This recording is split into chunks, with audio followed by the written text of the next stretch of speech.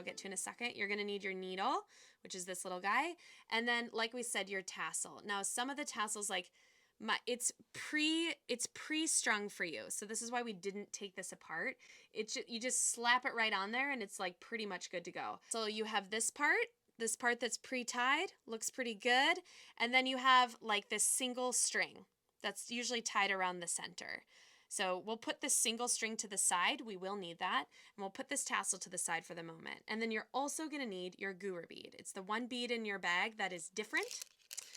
So we'll need that in a moment. We've got two ends of our mala, and we want to tie them together. So I'm going to show you from like keeping these lifted up, but I would recommend when you actually do this, lie it down on a table so that the weight of your mala doesn't make this harder than it needs to be. So all we do is we take the two ends and you just tie them together. And then you tie it one more time, same way, and I'm going to set this down when I do this because, again, when you have it lifted up, it just it kind of pulls on it. So now you have a complete circle, complete necklace, and I've just tied those two knots there. Now, to get the guru bead on, this is in two parts. You're going to need your needle, and what you want to do is you want to take the two, you have two ends. You have your looped end, and you have these two free ends here. Now we're going to start with the two free ends that are not looped. You're going to take your needle, and you're going to basically cut these in half with the needle. So if I put my needle over it, I've got essentially 4 strands here that the bead is going to go over. And I've still got my looped end on the other side, but this is how we get the bead over the two free strands. And then we'll take the same technique and put the looped end through the guru bead. So I'm going to demonstrate this right now. So I've got my looped end. I've got 4 strings that my guru bead needs to go over. Here's my guru bead. I put the bead right on the needle, just like we did before. And you kind of be a little bit careful. And then slide your guru bead over all 4 strands. Take your needle, set it to the side, and just pull these 2 ends through.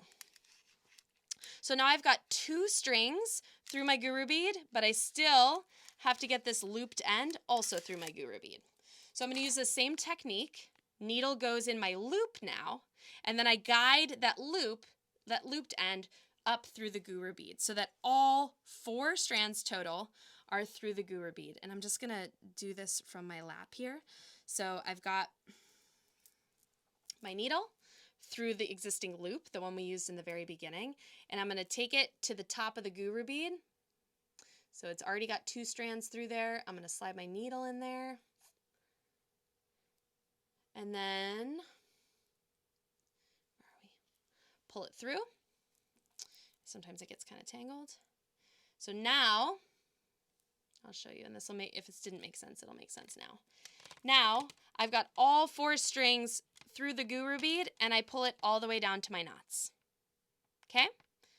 All the way down. Now, I pull them apart again, so I've got my free end and my looped end, which is the looped end is longer. I'm going to tie 2 knots. You just tie these 2 strings together like you would tie your shoelaces. Again, if you know knots, you could tie a barrel knot. A barrel knot is tying 1 knot one way and 1 knot the other way. If that sounds really complicated, just don't worry about it. Just tie 2 knots. So there, I've got knots on either side of the guru bead. Now, here's where you need your tassel. So you grab it exactly as it is. It looks like this. It's got loops on one end and loops on the other end. And I'm going to stick the halfway point right where the 2 sets of strings meet. So essentially, I wish I had this pointing down for you. I'm going to put them right there. And then over the top, and I'll show you what it looks like after I do it, over the top of this halfway point, I'm going to tie my strings 2 more times, exactly like I did on either side of the guru bead. So I'm just tying it. I'm going to show you what it looks like before I move on, so don't worry. I'm going to tie once. I'm going to tie twice. Okay, so now I've got my tassel. See, I've tied 2 knots over the halfway point.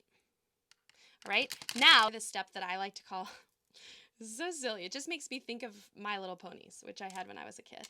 So like the tail of the little horse doll, you just smooth out the tassel. There's like little knots in it kind of, and you smooth it out.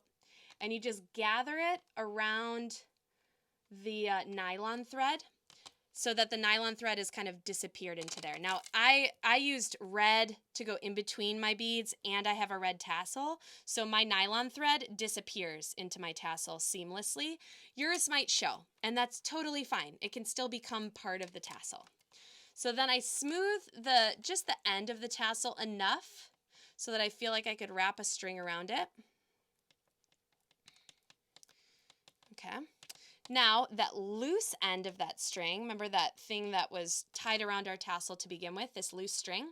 You're going to grab this, give yourself a little bit of slack on the end, and all we're doing is wrapping this around roughly 5 to 7 times. And this is what gives you that nice bunched end of your tassel. So I'm going to smooth it. The OCD in me needs to really get this. Need to really get this right. And then you're just going to wrap, and you kind of got to hold one end. You might get someone to help you with this part, like hold your tassel while you wrap it around. You wrap it around 1, 2, 3, 4, 5. I'm going to do it 7 times. I like a thicker neck on my tassel. 6, 7. Okay, so now you've got 2 ends of this little thread, right? There's 2 ends. All you do, tie them together. Once and then twice. It's like a double knot. Tie it once, and my ends are a little short because I did 7 times, and twice. So now these 2 ends, they stick out a little bit, and now is the fun part. In this part, I was taught, I learned this from Sarita when I first learned how to make a mala. This next part is, they say it's called cutting through the darkness. So the darkness, the shadow side, we're cutting through that. And really what that means is you're cutting through all these loops. So there's a bunch of loops in your tassel. And you're just taking your scissors and you're cutting through all the loops.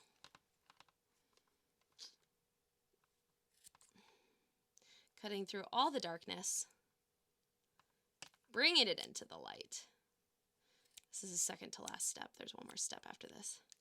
Actually, 1.5 steps. Then after you cut through the darkness, you smooth these ends over one more time so that your final cut of your tassel is really nice and a good firm cut, especially if you have a sharp scissors. If you have a crafting scissors, you are at an advantage, because cutting through this much string can be challenging.